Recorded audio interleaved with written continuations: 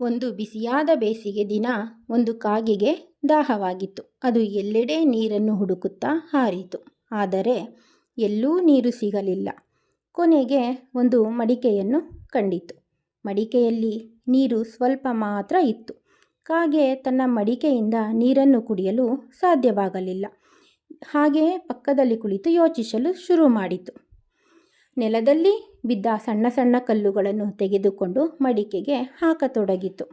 ಕಲ್ಲುಗಳು ಹಾಕುತ್ತಿದ್ದಂತೆ ನೀರಿನ ಮಟ್ಟ ನಿಧಾನವಾಗಿ ಮೇಲಕ್ಕೆ ಏರಿತು. ಕೊನೆಗೆ ನೀರನ್ನು ನೋಡಿ ಸಂತೋಷಗೊಂಡ ಕಾಗೆ ನೀರನ್ನು ಕುಡಿಯಲು ಶುರು ಮಾಡಿತು.